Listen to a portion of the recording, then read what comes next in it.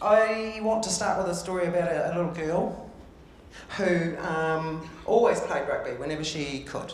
And maybe you're one of those little girls as well. I had brothers that played rugby, my dad played rugby, I went to the clubs with them, and just wanted to play rugby. No, you can't, you're a girl.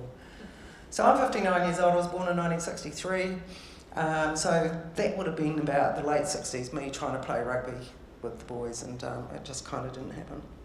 At primary school, I was consistently told off by the headmaster, into the office, lectured on etiquette for young ladies, and playing such an unsuitably rough sport was not the thing, and so I was eventually banned from playing rugby. Then 12 years later, I was still in love with rugby, and I attended 1987 Taranaki Sevens competition, and there was like 13 clubs there, all playing seven-a-side rugby.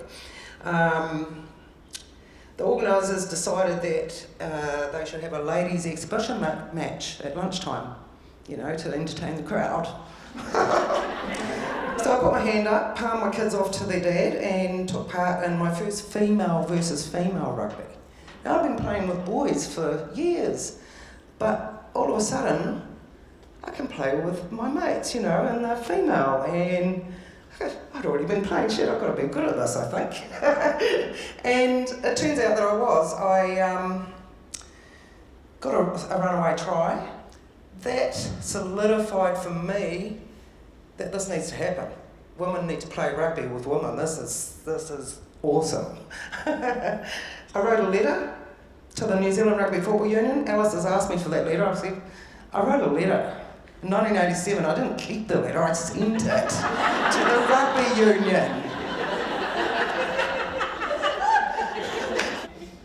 Anyway, I got an answer. I got an answer back on 12th of September 1988 from Mr. J.J. Stewart. He was the secretary of the New Zealand Rugby Board or something like that. The part of the letter, the relevant part was the NZRFU is most favourably disposed towards women taking an active playing role in the game. I was like, yay! And they suggested further that you go to your nearest club and try and set up this women's rugby. And we did, and I mean, I guess, you know, time has gone on, and now there's provincial rugby, there's club rugby, there's New Zealand rugby. Now, I was also the first female selector, coach, and then manager of the Black Ferns.